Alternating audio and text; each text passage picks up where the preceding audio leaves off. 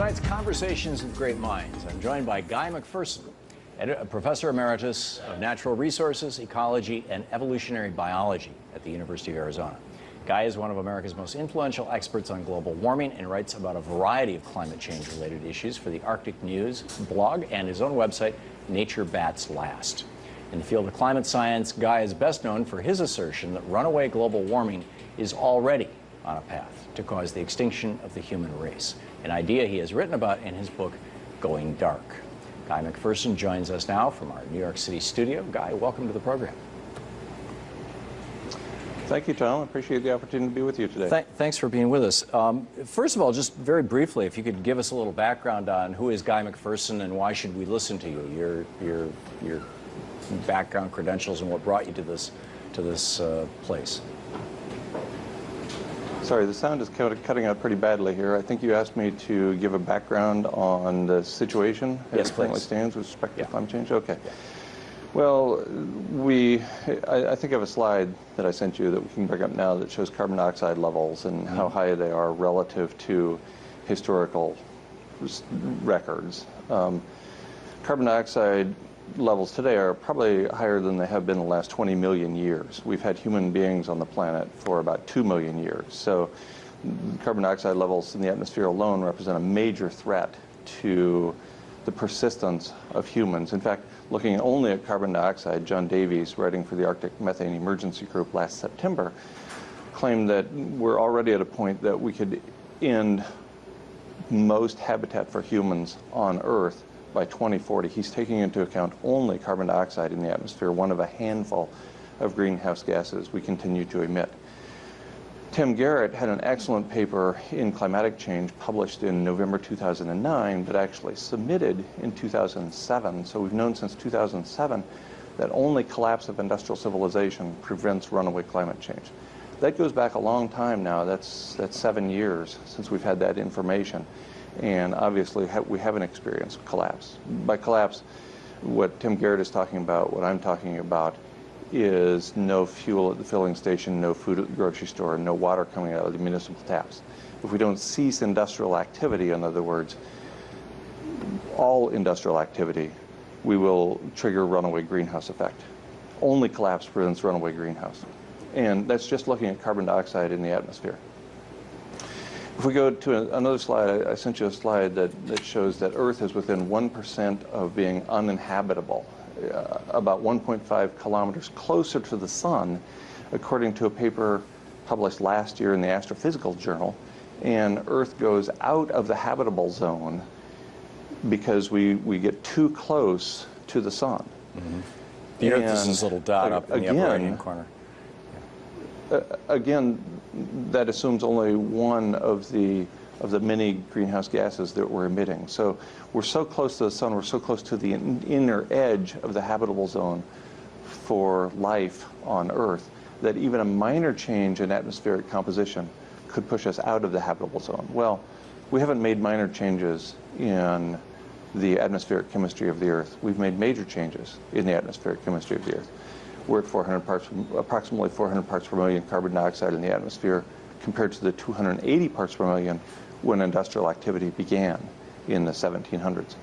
We're at nearly 2,000, maybe 1,800 or so parts per billion of methane in the atmosphere relative to about 700 parts per billion at the beginning of the Industrial Revolution. So just considering those two of a handful of greenhouse gases, we've made major changes in atmospheric composition within a relatively short period of time. And so it appears that we could push Earth out of the habitable zone by making profound changes in atmospheric chemistry. Okay. You've probably heard about the contrarian myth that the Earth's temperature has plateaued, global average temperature has plateaued within the last 15, now 16 years, since March of 1998. Well, we now know that heat, and I sent you a slide that shows where that heat is going. If you'll take a look at that slide that shows there's been an acceleration of heat content in the oceans since 1998. So based on land surface temperature records, it appears that global average temperatures have plateaued, but in fact, 13 of the 14 warmest years on record have been since the year 2000, and most of that heat has been being dumped into the oceans, absorbed by the oceans, instead of on land. Well, as we know, ocean is 2/3 or so of the total cover of the Earth. And so that's a lot of potential heat going into the oceans. It could be that when we have an El Nino event, as appears relatively likely later this year, it could be that a bunch of that heat is released from the oceans. Looking at one of the 30 irreversible feedback loops we've triggered, or self-reinforcing feedback loops, that of methane in the atmosphere. If you'll take a look at that slide of the globe that shows methane concentration in the atmosphere, you can see that particularly over the northern hemisphere and especially over the Arctic, we see a tremendous amount of methane being released into the atmosphere. That was not there 50 years ago. That's right. That's right. It was not there 50 years ago. It wasn't even there at this sort of scale 10, 20 years ago. So within the last couple of decades, we have apparently triggered the clathrate gun. Firing the clathrate gun is the event that James Hansen was particularly worried about in his book, Storms of My Grandchildren. And if you look at methane levels about a month ago, atmospheric methane levels from about a month ago, there's a lot of dark red up there in the northern portion of the northern hemisphere. And that dark red indicates a lot of methane in the atmosphere. Just that one self-reinforcing feedback loop, methane bubbling out of the Arctic Ocean, which is reported in the scientific literature in Science in March of 2010, that one self-reinforcing feedback loop is equivalent to 1,000 to 10,000 gigatons of carbon, compared to the about 300 gigatons of carbon we burn through burning fossil fuels so far. Since 1850. We know, go ahead, I'm sorry. Since 1850. From 1850 to now, we've burned about 300 billion tons of that's right, carbon about dioxide. 300 gigatons. About 300 gigatons of carbon through burning fossil fuels. And this is considerably more than that. Yeah. This is nearly 40 times, up to nearly 40 times the carbon equivalent found in the methane just in the Arctic alone. And there's methane in the permafrost, and there's methane in the Antarctic as well. So there's methane coming from all kinds of sources. Just that one source, methane coming out of the Arctic Ocean, threatens to release far more carbon equivalent than we burn by burning fossil fuels. According to the authors of a paper in Nature in July 2013, a 50 gigaton burp of methane is, quote, highly possible at any time. So it could be, we have a 50 gigaton burp, that's equivalent to more than 1,000 gigatons of carbon burned by fossil fuels. That's highly possible. Which is at almost any time. 3 times what we've burned since we started the Industrial Revolution, within a matter of weeks or months. That's right. And as reported in the journal literature in a paper in Global Policy from September 2012, a suite of amplifying feedback mechanisms such as massive methane leaks from the subsea Arctic Ocean have engaged. So it's pretty clear, even in the very conservative scientific literature, that we have triggered a number of self-reinforcing feedback loops. And in particular, this one, runaway methane, could trigger a runaway greenhouse event. And in fact, that's the conclusion of Sam Carana and Malcolm Light, both writing for the Arctic Methane Emergency Group. So if we go to the final slide I sent you, it shows a runaway event, a polynomial or exponential curve fit to the data and extended forward, and whereby we see a global average temperature of more than 4°C by 2030 and more than 10°C above baseline by 2040. We haven't had human beings on a planet at 3.5°C above baseline. So 4°C or 10°C above baseline, those are very large numbers. I want to read to you the conclusion Malcolm Light reached in January of this year, January 2014. He says, quote, the Gulf Stream transport rate started the methane hydrate gun firing in the Arctic in 2007, when its energy per year exceeded 10 million times the amount of energy per year necessary to dissociate subsea Arctic methane hydrates, end quote.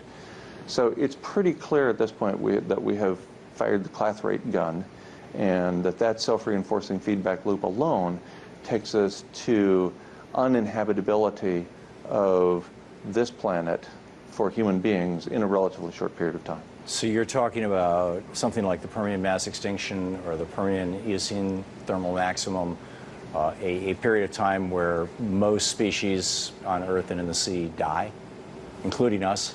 That's right. And that's what right. kind of time scale? Well, we're human animals, and so we need habitat. This isn't... humans won't go extinct because it becomes too warm and we're not able to adapt to that warm temperature, because it becomes too cold and we're not able to adapt. Rather, it'll come because the plants and the plankton in the ocean, the plants on land and the plankton in the ocean, can't respond very quickly to the very rapid changes that are occurring.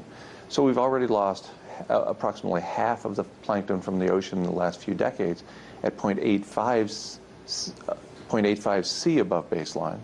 So you can imagine when we get to 2 or 3 or 4 degrees C above baseline, above the beginning of the Industrial Revolution, that it's quite possible, and I would say probable, that we won't have a significant number of plankton in the ocean at all.